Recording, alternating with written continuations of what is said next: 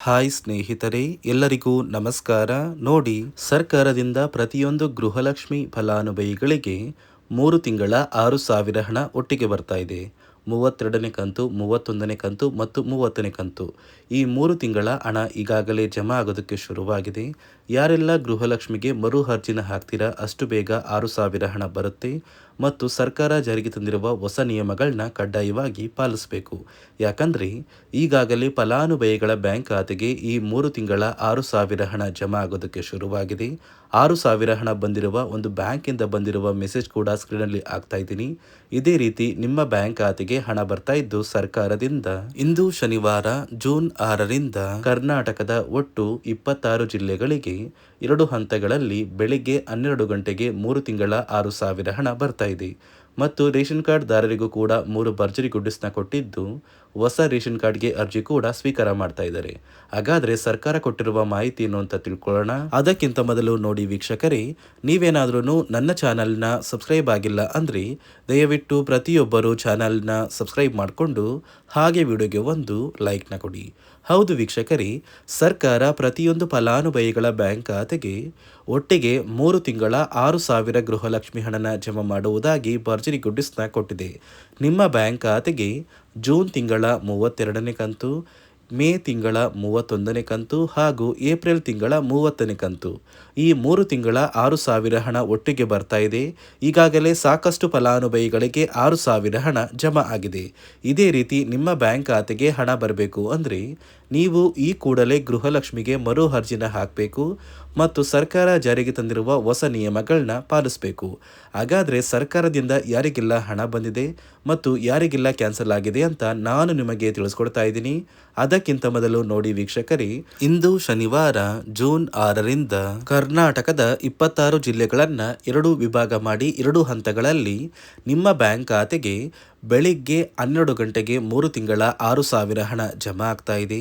ಮೊದಲ ಹಂತದಲ್ಲಿ ಯಾವ ಜಿಲ್ಲೆಗಳಿಗೆ ಹಣ ಬರ್ತಾ ಇದೆ ಅಂದರೆ ಬಾಗಲಕೋಟೆ, ಬೆಳಗಾವಿ, ವಿಜಯಪುರ, ಧಾರವಾಡ, ಗದಗ, ಹಾವೇರಿ, ಉತ್ತರ ಕನ್ನಡ, ಬೆಂಗಳೂರು ನಗರ, ಬೆಂಗಳೂರು ಗ್ರಾಮಾಂತರ, ರಾಮನಗರ, ಚಿಕ್ಕಬಳ್ಳಾಪುರ, ಚಿತ್ರದುರ್ಗ, ದಾವಣಗೆರೆ, ಕೋಲಾರ, ಶಿವಮೊಗ್ಗ, ತುಮಕೂರು. ಅದೇ ರೀತಿ ಎರಡನೆಯ ಹಂತದಲ್ಲಿ ಬಳ್ಳಾರಿ, ಬೀದರ್, ಕಲಬುರಗಿ, ಕೊಪ್ಪಳ, ರಾಯಚೂರು, ಯಾದಗಿರಿ, ವಿಜಯನಗರ, ಚಾಮರಾಜನಗರ, ಚಿಕ್ಕಮಗಳೂರು, ದಕ್ಷಿಣ ಕನ್ನಡ, ಹಾಸನ, ಕೊಡಗು, ಮಂಡ್ಯ, ಮೈಸೂರು, ಉಡುಪಿ. ಹೀಗೆ 2 ಹಂತಗಳಲ್ಲಿ ಪ್ರತಿ ಫಲಾನುಭವಿಗಳಿಗೆ 3 ತಿಂಗಳ 6,000 ಹಣನ ಸರ್ಕಾರ ಒಟ್ಟಿಗೆ ಜಮಾ ಮಾಡ್ತಾ ಇದೆ. ನಿಮ್ಮ ಬ್ಯಾಂಕ್ ಖಾತೆಗೂ ಕೂಡ ಆದಷ್ಟು ಬೇಗ ಹಣ ಬರುತ್ತೆ. ಆದರೆ ನೀವು ಎಷ್ಟು ಬೇಗ ಮರು ಅರ್ಜಿನ ಗೃಹಲಕ್ಷ್ಮಿಗೆ ಹಾಕ್ತೀರಾ ಅಷ್ಟು ಬೇಗ ಹಣ ಬರುತ್ತೆ ಮತ್ತು ಸರ್ಕಾರ ಜಾರಿಗೆ ತಂದಿರುವ ಹೊಸ ನಿಯಮಗಳನ್ನ ಪಾಲಿಸಬೇಕು. ಹಾಗಾದರೆ ಸರ್ಕಾರದಿಂದ ಏನೆಲ್ಲ ಹೊಸ ಬದಲಾವಣೆಗಳು ಬಂದಿದೆ ಅಂತ ಕೂಡ ನಾನು ನಿಮಗೆ ತಿಳಿಸ್ಕೊಡ್ತಾ ಇದ್ದೀನಿ. ನಿಮ್ಮ ಬ್ಯಾಂಕ್ ಖಾತೆಗೆ ಗೃಹಲಕ್ಷ್ಮಿ ಯೋಜನೆಯ 3 ತಿಂಗಳ 6,000 ಹಣ ಜಮಾ ಆಗಬೇಕು ಅಂದರೆ ನೀವು ಆದಷ್ಟು ಬೇಗ ಗೃಹಲಕ್ಷ್ಮಿಗೆ ಮರು ಅರ್ಜಿನ ಹಾಕೋದು ಕಡ್ಡಾಯ. ಯಾವ ಕಾರಣಕ್ಕೆ ನೀವು ಮರು ಅರ್ಜಿ ಹಾಕಬೇಕು ಅಂತ ಕೂಡ ತಿಳಿಸ್ಕೊಡ್ತಾ ಇದ್ದೀನಿ. ನೋಡಿ ವೀಕ್ಷಕರೇ, ಸುಮಾರು 2ರಿಂದ 3 ಲಕ್ಷಕ್ಕಿಂತ ಅಧಿಕ ಮಹಿಳೆಯರಿಗೆ ಗೃಹಲಕ್ಷ್ಮಿ ಹಣನ ಸರ್ಕಾರ ಕ್ಯಾನ್ಸಲ್ ಮಾಡಿದೆ. ಯಾಕಂದರೆ ಈ 3 ಲಕ್ಷಕ್ಕಿಂತ ಅಧಿಕ ಫಲಾನುಭವಿಗಳ ಬ್ಯಾಂಕ್ ಖಾತೆಗೆ ಪ್ರತಿ ತಿಂಗಳು ಗೃಹಲಕ್ಷ್ಮಿ ಹಣ ಜಮಾ ಆಗ್ತಾ ಇತ್ತು. ಸುಮಾರು ಸಾಕಷ್ಟು ಫಲಾನುಭವಿಗಳು ಮರಣ ಹೊಂದಿದ್ದಾರೆ. ಆ ಮರಣ ಹೊಂದಿರುವ ಫಲಾನುಭವಿಗಳ ಒಂದು ಸಂಖ್ಯೆ 2 ಲಕ್ಷಕ್ಕಿಂತ ಜಾಸ್ತಿ ಇದೆ. ಇದೇ ಕಾರಣಕ್ಕೆ ಪ್ರತಿ ಫಲಾನುಭವಿಗಳು ಗೃಹಲಕ್ಷ್ಮಿಗೆ ಮರು ಅರ್ಜಿನ ಹಾಕಿ ನಿಮ್ಮ ಬ್ಯಾಂಕ್ ಖಾತೆಗೆ ನೀವು ಹಣ ಪಡಿಬೇಕು. ಇಲ್ಲಿ ಮರು ಅರ್ಜಿ ಹಾಕುವ ಮೂಲಕ ಸರ್ಕಾರಕ್ಕೆ ನೀವು ಇನ್ನೂ ಕೂಡ ಗೃಹಲಕ್ಷ್ಮಿ ಹಣನ ಪಡಿತಾ ಇದ್ದೀರಿ ಅಂತ ತಿಳಿದು ಬರುತ್ತೆ. ಮತ್ತು ಯಾರೆಲ್ಲ ಫಲಾನುಭವಿಗಳು ಮರು ಅರ್ಜಿನ ಹಾಕೋಲ್ಲ ಅಂತಹ ಫಲಾನುಭವಿಗಳ ಒಂದು ಹೆಸರನ್ನ ಗೃಹಲಕ್ಷ್ಮಿ ಯೋಜನೆಯ ಅರ್ಹರ ಪಟ್ಟಿಯಿಂದ ಸರ್ಕಾರ ಕ್ಯಾನ್ಸಲ್ ಮಾಡುತ್ತೆ. ಸರ್ಕಾರಕ್ಕೆ 2 ಲಕ್ಷಕ್ಕಿಂತ ಅಧಿಕ ಮಹಿಳೆಯರು ಮರಣ ಹೊಂದಿರೋದು ತಿಳಿದು ಬಂದಿದೆ. ಇದೇ ಕಾರಣಕ್ಕೆ ಈ ಜೂನ್ ತಿಂಗಳಲ್ಲಿ ಸರ್ಕಾರದಿಂದ ನೇಮಕಗೊಂಡಿರುವ ಕೆಲವು ಅಧಿಕಾರಿಗಳು ನಿಮ್ಮ ಮನೆ ಬಾಗಿಲಿಗೆ ಬಂದು ಪ್ರತಿ ಫಲಾನುಭವಿಗಳ ಒಂದು ದಾಖಲಾತಿಗಳನ್ನ ಮರುಪರಿಶೀಲನೆ ಮಾಡಿ ಮತ್ತೆ ಅರ್ಜಿನ ಹಾಕ್ಸ್ಕೊಂಡು ಹೋಗ್ತಾರೆ. ನಂತರ ನಿಮ್ಮ ಬ್ಯಾಂಕ್ ಖಾತೆಗೆ 3 ತಿಂಗಳ 6,000 ಹಣ ಬರುತ್ತೆ. ಅದೇ ರೀತಿ ಇನ್ನು ಮುಂದೆ ಪ್ರತಿ ವರ್ಷವೂ ಕೂಡ ನೀವು ವರ್ಷದ ಕೊನೆಯಲ್ಲಿ ಗೃಹಲಕ್ಷ್ಮಿಗೆ ನೀವು ಹೊಂದಿರುವ ಲೈಫ್ ಸರ್ಟಿಫಿಕೇಟ್ನ ಕೊಟ್ಟು ಅರ್ಜಿನ ಹಾಕಿದ್ರೆ ಮಾತ್ರ ಆ ಒಂದು ವರ್ಷದಲ್ಲಿ ಪ್ರತಿ ತಿಂಗಳು ಗೃಹಲಕ್ಷ್ಮಿ ಯೋಜನೆಯ 6,000 ಹಣ ಬರುತ್ತೆ. ಈಗಾಗಲೇ ಫಲಾನುಭವಿಗಳಿಗೆ ಗೃಹಲಕ್ಷ್ಮಿ ಹಣ ಜಮಾ ಆಗೋದಕ್ಕೆ ಸ್ಟಾರ್ಟ್ ಆಗಿದೆ. ಆದಷ್ಟು ಬೇಗ ಈ ಜೂನ್ ತಿಂಗಳಲ್ಲಿ ಪ್ರತಿಯೊಬ್ಬರು ಗೃಹಲಕ್ಷ್ಮಿಗೆ ಮರು ಅರ್ಜಿನ ಹಾಕಿ ಈ ಒಂದು ಹಣನ ಪಡ್ಕೊಳ್ಳಿ. ಮತ್ತು ಸರ್ಕಾರ ಈ ಗೃಹಲಕ್ಷ್ಮಿ ಹಣಕ್ಕೆ ಕೆಲವು ನಿಯಮಗಳನ್ನ ಕೂಡ ಜಾರಿಗೆ ತಂದಿದೆ. ಅದೇ ರೀತಿ ರೇಷನ್ ಕಾರ್ಡ್ ಹೊಂದಿರುವ ಪ್ರತಿಯೊಂದು ಕಾರ್ಡ್ದಾರರಿಗೂ ಕೂಡ ಸರ್ಕಾರ 3 ಮುಖ್ಯವಾದ ಭರ್ಜರಿ ಗುಡ್ ನ್ಯೂಸ್ನ ಕೊಟ್ಟಿದ್ದು, ಮೊದಲ ಒಂದು ಗುಡ್ ನ್ಯೂಸ್ ಬಂದು ಸರ್ಕಾರ ಹೊಸ ರೇಷನ್ ಕಾರ್ಡ್ಗೆ ಅರ್ಜಿನ ಸ್ವೀಕಾರ ಮಾಡ್ತಾ ಇದೆ. ನೀವು ಕೂಡ ಹೊಸ ರೇಷನ್ ಕಾರ್ಡ್ನ ಪಡಿಬೇಕು ಅಂದರೆ ಆದಷ್ಟು ಬೇಗ ಅರ್ಜಿನ ಹಾಕಿ. ಅದೇ ರೀತಿ ಎರಡನೆಯ ಒಂದು ಗುಡ್ ನ್ಯೂಸ್ ಬಂದು ನೋಡಿ ವೀಕ್ಷಕರೇ, ನಿಮ್ಮ ಒಂದು ರೇಷನ್ ಕಾರ್ಡ್ಗೆ ಸರ್ಕಾರದಿಂದ ಈ ಜೂನ್ ತಿಂಗಳಲ್ಲಿ 3 ತಿಂಗಳಿಗೆ ಬರುವಂತಹ 15 ರೀತಿಯ ಆಹಾರ ಪದಾರ್ಥಗಳನ್ನ ಸರ್ಕಾರ ಉಚಿತವಾಗಿ ಕೊಡ್ತಾ ಇದೆ. ಈ ಜೂನ್ ತಿಂಗಳಲ್ಲಿ ಸಿಗಬೇಕಾಗಿರುವಂತಹ ಇಂದಿರಾ ಕಿಟ್ ಮತ್ತು ಮೇ ತಿಂಗಳಲ್ಲಿ ನಿಮಗೆ ಬರಬೇಕಾಗಿರುವಂತಹ ಒಂದು ಇಂದಿರಾ ಕಿಟ್, ಅದೇ ರೀತಿ ಏಪ್ರಿಲ್ ತಿಂಗಳಲ್ಲೂ ಕೂಡ ನಿಮ್ಮ ಒಂದು ರೇಷನ್ ಕಾರ್ಡ್ಗೆ ಇಂದಿರಾ ಕಿಟ್ನ ಕೊಟ್ಟಿಲ್ಲ. ಒಟ್ಟು 3 ತಿಂಗಳ 15 ಆಹಾರ ಪದಾರ್ಥಗಳನ್ನ ಸರ್ಕಾರ ಪ್ರತಿ ಕಾರ್ಡ್ದಾರರಿಗೆ ವಿತರಣೆ ಮಾಡ್ತಾ ಇದೆ. ಮೂರನೆಯ ಒಂದು ಗುಡ್ ನ್ಯೂಸ್ ಬಂದು, ಇನ್ನು ಮುಂದೆ ನೀವು ಉಚಿತ ಅಕ್ಕಿ ಪಡಿಬೇಕು ಅಂದರೆ ಆ ಒಂದು ಬಯೋಮೆಟ್ರಿಕ್ ಮಷಿನ್ ಮೇಲೆ ಬೆರಳಿಡುವಂತಹ ಅವಶ್ಯಕತೆ ಇಲ್ಲ. ಯಾಕಂದರೆ ಇದೀಗ ಸರ್ಕಾರ ನಿಮ್ಮ ಒಂದು ಬೆರಳು ಆ ಒಂದು ಮಷಿನಲ್ಲಿ ಎಂಟ್ರಿ ಆಗಿಲ್ಲ ಅಂದರೂ ಕೂಡ ಆ ಒಂದು ಅಧಿಕಾರಿಗಳು ಪುಸ್ತಕದಲ್ಲಿ ನಿಮ್ಮ ಒಂದು ಹೆಸರನ್ನ ಬರ್ಕೊಂಡು ನಿಮ್ಮ ಕಾರ್ಡಿಗೆ ಅಕ್ಕಿನ ಕೊಡಬೇಕು ಅಂತ ಸರ್ಕಾರ ಆದೇಶ ಕೊಟ್ಟಿದ್ದು, ಈ 3 ಗುಡ್ ನ್ಯೂಸ್ನ ಪ್ರತಿಯೊಂದು ಫಲಾನುಭವಿಗಳಿಗೆ ಸರ್ಕಾರ ಕೊಡ್ತಾ ಇದೆ. ಇದರ ಜೊತೆಗೆ ನಿಮ್ಮ ಬ್ಯಾಂಕ್ ಖಾತೆಗೆ ಗೃಹಲಕ್ಷ್ಮಿ ಯೋಜನೆಯ ಹಣ ಇನ್ನು ಮುಂದೆ ಬರಬೇಕು ಅಂದರೆ 5 ರೀತಿಯ ಹೊಸ ನಿಯಮಗಳನ್ನ ನೀವು ಪಾಲಿಸಬೇಕು ಅಂತ ಸರ್ಕಾರ ಆದೇಶ ಕೊಟ್ಟಿದೆ. ಅದೇ ರೀತಿ ನೋಡಿ ಸ್ನೇಹಿತರೆ, ಈ ಬಾರಿ ಸುಮಾರು 3 ಲಕ್ಷಕ್ಕಿಂತ ಅಧಿಕ ಫಲಾನುಭವಿಗಳ ಬ್ಯಾಂಕ್ ಖಾತೆಗೆ ಸರ್ಕಾರ ಗೃಹಲಕ್ಷ್ಮಿ ಯೋಜನೆಯ ಹಣನ ಜಮಾ ಮಾಡ್ತಾ ಇಲ್ಲ. ಕಾರಣ ಏನು ಅಂದರೆ, ನಿಮ್ಮ ಬ್ಯಾಂಕ್ ಖಾತೆಗೆ ಡೆಬಿಟ್ ಮೂಲಕ ಹಣ ಜಮಾ ಮಾಡುವಂತಹ ಸಂದರ್ಭದಲ್ಲಿ ಸರ್ಕಾರ ಸಾಕಷ್ಟು ಫಲಾನುಭವಿಗಳ ಒಂದು ಬ್ಯಾಂಕ್ ಖಾತೆಗೆ ಹಣ ಜಮಾ ಮಾಡೋದನ್ನು ಕ್ಯಾನ್ಸಲ್ ಮಾಡಿದೆ.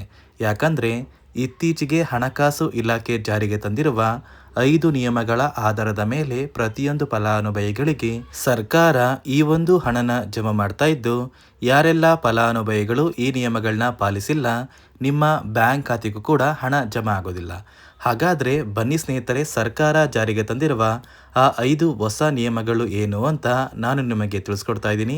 ನೋಡಿ ಸ್ನೇಹಿತರೆ, ಮೊದಲನೆಯ ಒಂದು ನಿಯಮ ಬಂದು, ಸಾಕಷ್ಟು ಫಲಾನುಭವಿಗಳು ಹೊಂದಿರುವಂತಹ ಒಂದು ರೇಷನ್ ಕಾರ್ಡ್ ಏನಿದೆ ಆ ಒಂದು ರೇಷನ್ ಕಾರ್ಡ್ನ ಮನೆಯ ಸದಸ್ಯರ ಪ್ರತಿಯೊಬ್ಬರ ಒಂದು ಆಧಾರ್ ಕಾರ್ಡ್ನ ನಿಮ್ಮ ರೇಷನ್ ಕಾರ್ಡ್ಗೆ ಕಡ್ಡಾಯವಾಗಿ ಲಿಂಕ್ ಮಾಡಿಸ್ಬೇಕು.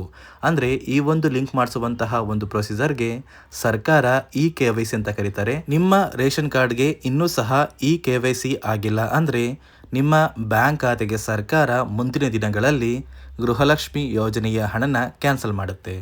ಅದೇ ರೀತಿ ಎರಡನೆಯ ಒಂದು ನಿಯಮ ಬಂದು, ಸಾಕಷ್ಟು ಫಲಾನುಭವಿಗಳು ಕಳೆದ 3 ತಿಂಗಳಿಂದ ಸರ್ಕಾರದಿಂದ ಬರ್ತಾ ಇರುವಂತಹ ಒಂದು ರೇಷನ್ ಏನಿದೆ ಅಂದರೆ ಉಚಿತ ಅಕ್ಕಿ ಏನಿದೆ ಈ ಒಂದು ರೇಷನ್ನ ಪಡ್ಕೋತಾ ಇಲ್ಲ. ಒಂದು ವೇಳೆ ಕಳೆದ 3 ತಿಂಗಳಿಂದ ನೀವು ರೇಷನ್ನ ಪಡ್ಕೊಂಡಿಲ್ಲ ಅಂದರೆ ಸರ್ಕಾರ ನಿಮ್ಮ ಬಳಿ ಇರುವಂತಹ ಒಂದು ರೇಷನ್ ಕಾರ್ಡ್ನ ಕ್ಯಾನ್ಸಲ್ ಮಾಡುತ್ತೆ. ನಿಮ್ಮ ರೇಷನ್ ಕಾರ್ಡ್ನ ಸರ್ಕಾರ ಕ್ಯಾನ್ಸಲ್ ಮಾಡಿದರೆ ನಿಮ್ಮ ಬ್ಯಾಂಕ್ ಖಾತೆಗೆ ಗೃಹಲಕ್ಷ್ಮಿ ಯೋಜನೆಯ ಹಣ ಇರ್ಬೋದು ಮತ್ತು ಸರ್ಕಾರದಿಂದ ಬರುವಂತಹ ಒಂದು ಸೌಲಭ್ಯಗಳನ್ನ ನೀವು ಕಳ್ಕೋಬೇಕಾಗುತ್ತೆ. ಅದೇ ರೀತಿ ಮೂರನೆಯ ಒಂದು ನಿಯಮ ಬಂದು, ನೋಡಿ ಸ್ನೇಹಿತರೆ, ನಿಮ್ಮ ಬಳಿ ಇರುವಂತಹ ಒಂದು ಆಧಾರ್ ಕಾರ್ಡ್ ಏನಿದೆ ಆ ಒಂದು ಆಧಾರ್ ಕಾರ್ಡ್ನ ಕಳೆದ 15 ವರ್ಷಗಳಲ್ಲಿ ನೀವು ಯಾವುದೇ ರೀತಿಯ ಒಂದು ತಿದ್ದುಪಡಿನ ಮಾಡಿಸಿಲ್ಲ ಅಂದರೆ ನಿಮ್ಮ ಬ್ಯಾಂಕ್ ಖಾತೆಗೆ ಸರ್ಕಾರ ಗೃಹಲಕ್ಷ್ಮಿ ಯೋಜನೆಯ ಹಣನ ಕ್ಯಾನ್ಸಲ್ ಮಾಡುತ್ತೆ. ಯಾಕಂದರೆ ಸರ್ಕಾರದಿಂದ ಬಂದಿರುವಂತಹ ಒಂದು ಆದೇಶದ ಪ್ರಕಾರ ಪ್ರತಿಯೊಂದು ಫಲಾನುಭವಿಗಳು ಕಳೆದ 15 ವರ್ಷಗಳಲ್ಲಿ ಯಾವುದೇ ರೀತಿಯ ಒಂದು ತಿದ್ದುಪಡಿನ ನಿಮ್ಮ ಆಧಾರ್ ಕಾರ್ಡ್ಗೆ ನೀವು ಮಾಡಿಸಿಲ್ಲ ಅಂದರೆ ಕಡ್ಡಾಯವಾಗಿ ಆದಷ್ಟು ಬೇಗ ನಿಮ್ಮ ಆಧಾರ್ ಕಾರ್ಡ್ಗೆ ತಿದ್ದುಪಡಿನ ಮಾಡಿಸಿ. ಅದೇ ರೀತಿ ನಾಲ್ಕನೆಯ ಒಂದು ನಿಯಮ ಬಂದು, ನಿಮ್ಮ ಕುಟುಂಬದ ಒಂದು ವಾರ್ಷಿಕ ಆದಾಯ 7 ಲಕ್ಷಕ್ಕಿಂತ ಕಡಿಮೆ ಇರಬೇಕು. ಒಂದು ವೇಳೆ ನಿಮ್ಮ ಕುಟುಂಬದ ವಾರ್ಷಿಕ ಆದಾಯ 7 ಲಕ್ಷಕ್ಕಿಂತ ಜಾಸ್ತಿ ಇದ್ದರೆ ನಿಮ್ಮ ಬ್ಯಾಂಕ್ ಖಾತೆಗೆ ಸರ್ಕಾರ ಗೃಹಲಕ್ಷ್ಮಿ ಯೋಜನೆಯ ಹಣನ ಕ್ಯಾನ್ಸಲ್ ಮಾಡುತ್ತೆ. ಅದೇ ರೀತಿ ಐದನೆಯ ಒಂದು ನಿಯಮ ಬಂದು, ನಿಮ್ಮ ಕುಟುಂಬದ ಸದಸ್ಯರು ಅಥವಾ ಗೃಹಲಕ್ಷ್ಮಿ ಯೋಜನೆಯ ಫಲಾನುಭವಿಗಳು ಯಾರು ಕೂಡ ಸರ್ಕಾರಿ ನೌಕರರಾಗಿ ಕಾರ್ಯನಿರ್ವಹಿಸ್ತಾ ಇರಬಾರ್ದು. ಒಂದು ವೇಳೆ ನಿಮ್ಮ ಕುಟುಂಬದಲ್ಲಿ ಯಾರೇ ಆಗಿದ್ರೂ ಸರ್ಕಾರಿ ನೌಕರರಾಗಿ ಕಾರ್ಯನಿರ್ವಹಿಸ್ತಾ ಇದ್ದರೆ ನಿಮ್ಮ ಬ್ಯಾಂಕ್ ಖಾತೆಗೆ ಗೃಹಲಕ್ಷ್ಮಿ ಯೋಜನೆಯ ಹಣ ಕ್ಯಾನ್ಸಲ್ ಆಗುತ್ತೆ. ಈ 5 ನಿಯಮಗಳ ಆಧಾರದ ಮೇಲೆ ಪ್ರತಿಯೊಂದು ಫಲಾನುಭವಿಗಳಿಗೆ ಸರ್ಕಾರ ಹಣ ಜಮಾ ಮಾಡ್ತಾ ಇದೆ. ಒಂದು ವೇಳೆ ನೀವು ಈ 5 ನಿಯಮಗಳನ್ನ ಪಾಲಿಸಿಲ್ಲ ಅಂದ್ರೆ ನೀವು ಕೂಡ ಗೃಹಲಕ್ಷ್ಮಿ ಯೋಜನೆಯ ಹಣದಿಂದ ವಂಚಿತರಾಗಬೇಕಾಗುತ್ತೆ. ನೋಡಿ ವೀಕ್ಷಕರೇ, ಪ್ರತಿಯೊಂದು ಫಲಾನುಭವಿಗಳಿಗೆ ಸರ್ಕಾರ 3 ತಿಂಗಳ 6,000 ಗೃಹಲಕ್ಷ್ಮಿ ಹಣನ ಜಮಾ ಮಾಡುವುದಾಗಿ ಭರ್ಜರಿ ಗುಡ್ಡಿಸ್ನ ಕೊಟ್ಟಿದ್ದು, ನಿಮ್ಮ ಬ್ಯಾಂಕ್ ಖಾತೆಗೆ ಇಂದು ಶನಿವಾರ ಜೂನ್ 6ರಿಂದ ಹಣ ಬರ್ತಾ ಇದೆ. ಅದೇ ರೀತಿ ರೇಷನ್ ಕಾರ್ಡ್ದಾರರಿಗೂ ಸರ್ಕಾರ ಎಲ್ಲ ರೀತಿಯ ಸೌಲಭ್ಯಗಳನ್ನ ಕೊಡುತ್ತೆ ಅಂತ ಹೇಳ್ತಾ, ಇದಿಷ್ಟು ಸರ್ಕಾರದಿಂದ ಬಂದಿರುವ ಹೊಸ ಮಾಹಿತಿಯಾಗಿದೆ. ನಾನು ಕೊಟ್ಟಿರುವ ಮಾಹಿತಿ ನಿಮಗೆ ಇಷ್ಟ ಆಗಿದ್ದಲ್ಲಿ ದಯವಿಟ್ಟು ಪ್ರತಿಯೊಬ್ಬರು ನನ್ನ ಚಾನಲ್ನ ಸಬ್ಸ್ಕ್ರೈಬ್ ಮಾಡ್ಕೊಳ್ಳಿ. ಹಾಗೆ ವಿಡಿಯೋಗೆ ಒಂದು ಲೈಕ್ನ ಕೊಡಿ.